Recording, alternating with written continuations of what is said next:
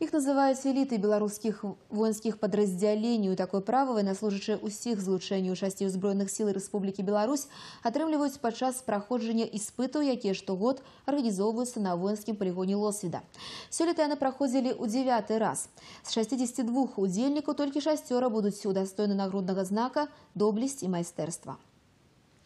Подобные испыты проводятся с 2005 года раз у год. У іх удзельнічаюць военнослужащие по жаданні. Аднак для гэтага патрэбна яшчэ атрымаць дазвол з боку начальника воинской части. Программа вельмі жорсткая. За 3 дні удзельнікі праходзяць выпрабаванні ў 7 этапаў. І калі раней больше адсеў быў на тэарэтычнай частцы праграмы, калі патрэбна было паказаць дастойныя веды па баявой падрыхтоўцы, то сёлета большасць не справілася з баявой задачай, выкананне якой пачалося з 3-го этапа. Из 62 человек сюда дошло только 6.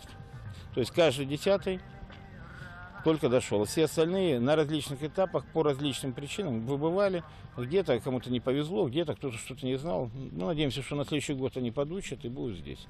И то, что еще все радует, что постоянно количество участников увеличивается, но увеличивается не просто в количественном состоянии, оно увеличивается в качественном состоянии. И уже те, кто приезжают, понимают, что здесь просто так ничего не будет. Мало того, что выдатный воин повинен десантироваться, правильно ориентоваться на невядомой мясцовасці, да яшчэ і ў начны час, выканаць марш-кідок на 30 километров. Трэба яшчэ правильно ажыццявіць мініраванне, знішчыць праціўніка. Сама стралковая падрыхтоўка прадугледжвае 3 баявыя выстрелы з гранатамёта, кулямёта і снайперскай вінтоўкі. І калі тут асаблівых праблем няма, то паласу перашкод і рукапашныя баі вытрымліваюць далёка не ўсе. І тут справа не толькі ў добрай фізічнай падрыхтоўцы, колькі ў маральнай стойкасці и силе характеру. 3 раза у меня были неудачных, и сдал я на нагрудный знак только в 2007 году с 4-го раза. Испытания действительно сложены таким образом, что не каждый их может пройти.